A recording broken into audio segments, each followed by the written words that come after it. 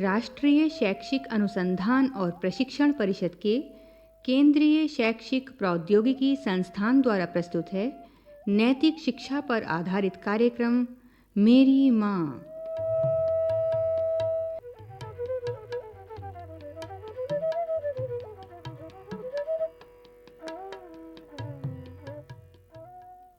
माँ केवल जन्म ही नहीं देती, व्यक्तित्व का निर्माण भी करती है। अपनी आत्मकथा में प्रसिद्ध क्रांतिकारी राम प्रसाद बिस्मिल अपने जीवन निर्माण में अपनी माँ के योगदान के प्रति नतमस्तक हैं। कैसे, ये सुनिए इस पाठ में, जो राम प्रसाद बिस्मिल द्वारा लिखित आत्मकथा का एक अंश है।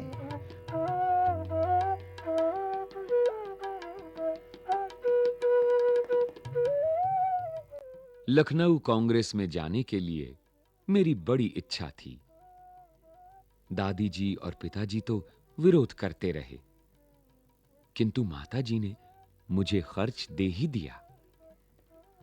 उसी समय शाहजहांपुर में सेवा समिति का आरंभ हुआ था। मैं बड़े उत्साह के साथ सेवा समिति में सहयोग देता था। पिताजी और दादी जी को मेरे इस प्रकार के कार्य अच्छे न लगते थे, किंतु माताजी मेरा उत्साह भंग न होने देती थीं, जिसके कारण उन्हें अक्सर पिताजी की डांट फटकार तथा दंड सहन करना पड़ता था। वास्तव में मेरी माताजी देवी हैं।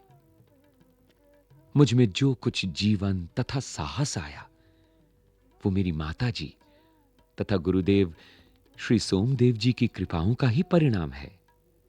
दादी जी और पिताजी मेरे विवाह के लिए बहुत अनुरोध करते, किंतु माताजी यही कहती कि शिक्षा पा चुकने के बाद ही विवाह करना उचित होगा।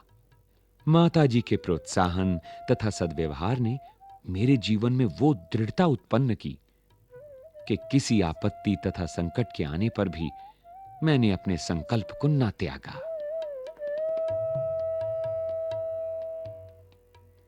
एक समय मेरे पिताजी दीवानी मुकद्दमे में किसी पर दावा करके वकील से कह गए थे कि जो काम हो वो मुझसे करा ले। कुछ आवश्यकता पड़ने पर वकील साहब ने मुझे बुला भेजा और कहा कि मैं पिताजी के हस्ताक्षर वकालतनामे पर कर दूं। मैंने तुरंत उत्तर दिया कि यह तो धर्म विरुद्ध होगा। इस प्रकार का पाप मैं कदापि नहीं कर सकता। वकील साहब ने बहुत समझाया कि मुकद्दमा खारिज हो जाएगा, किंतु मुझ पर कुछ भी प्रभाव ना हुआ, न मैंने हस्ताक्षर किए। अपने जीवन में हमेशा सत्य का आचरण करता था। चाहे कुछ हो जाए, सत्य बात कह देता था। 11 वर्ष की उम्र में माताजी विवाह कर शाहजहांपुर आई थीं। उस समय वो नितांत अशिक्षित एक ग्रामीण कन्या के समान थीं। शाहजहांपुर आने के थोड़े दिनों बाद दादी जी ने अपनी छोटी बहन को बुला लिया। उन्होंने माताजी को गृह कार्य की शिक्षा दी। थोड़े दिनों में माताजी ने घर के सब कामकाज को समझ लिया और भोजनादि का ठीक-ठीक प्रबंध करने लगी। मेरे जन्म होने के 5 या 7 वर्ष बाद उन्होंने हिंदी पढ़ना आरंभ किया। पढ़ने का शौक उन्हें खुद ही पैदा हुआ था। मोहल्ले की सखी सहेली जो घर पर आया करती थीं, उन्हीं में जो शिक्षित थीं, माताजी उनसे अक्षर बोध करती। इस प्रकार घर का सब काम कर चुकने के बाद जो कुछ समय मिल जाता, उसमें पढ़ना लिखना करती। परिश्रम के फल से थोड़े दिनों में ही वो देवनागरी पुस्तकों का अध्ययन करने लगी। मेरी बहनों को छोटी आयु में माताजी ही शिक्षा दिया करती थीं। जब से मैंने आर्य समाज में प्रवेश किया, माताजी से खूब वार्तालाप होता। उस समय की अपेक्षा अब उनके विचार भी कुछ उदार हो गए हैं।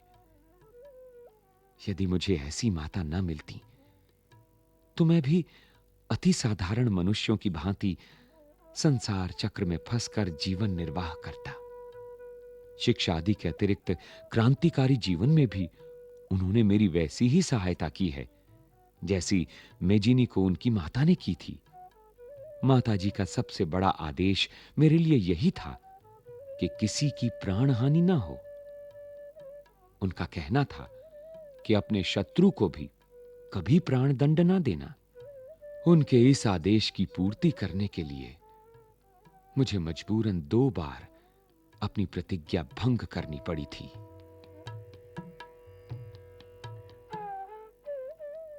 जन्मदात्री जननी, इस जीवन में तो तुम्हारा ऋण उतारने का प्रयत्न करने का भी अवसर ना मिला।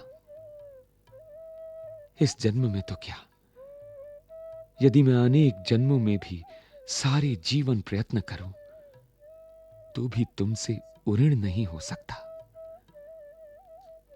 जिस प्रेम तथा दृढ़ता के साथ तुमने इस तुच्छ जीवन का सुधार किया है वो अवर्णनीय है।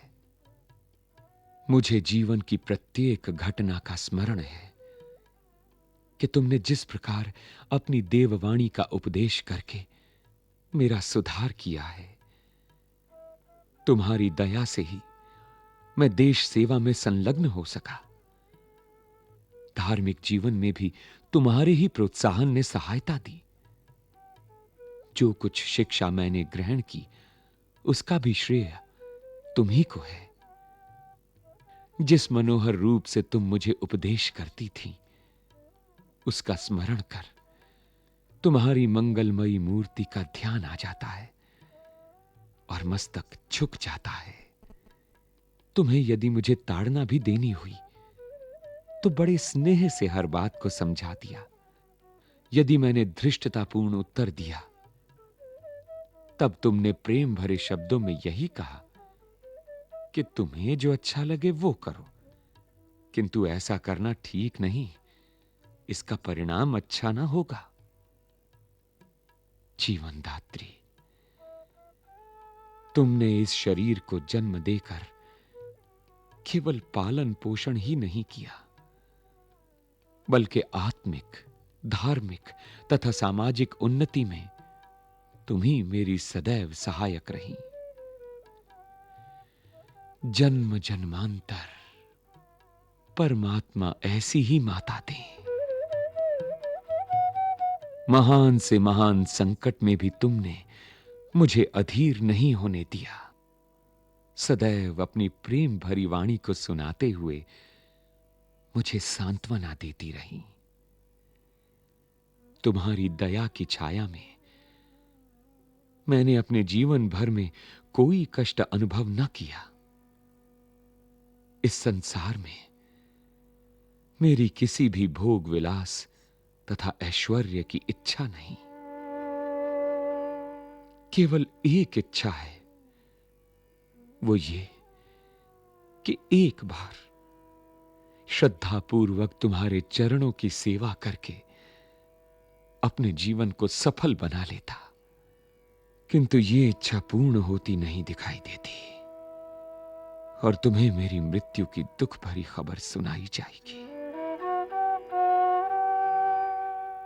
मां, मुझे विश्वास है कि तुम ये समझकर धैर्य धारण करोगी कि तुम्हारा पुत्र माताओं की माता भारत माता की सेवा में अपने जीवन को बलि देवी की भेंट कर गया और उसने तुम्हारी कोख कलंकित न की, अपनी प्रतिज्ञा पर दृढ़ रहा।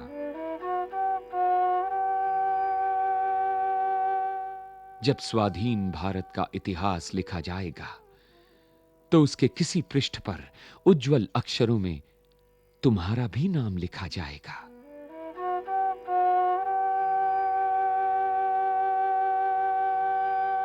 गुरु गोविंद सिंह जी की धर्मपत्नी ने जब अपने पुत्रों की मृत्यु की खबर सुनी तो बहुत प्रसन्न हुई थी और गुरु के नाम पर धर्म रक्षार्थ अपने पुत्रों के बलिदान पर मिठाई बांटी थी। जन्मदात्री, वर दो कि अंतिम समय में भी मेरा हृदय किसी प्रकार विचलित ना हो और तुम्हारे चरण कमलों को प्रणाम कर मैं परमात्मा का स्मरण करता हुआ शरीर त्याग करूं।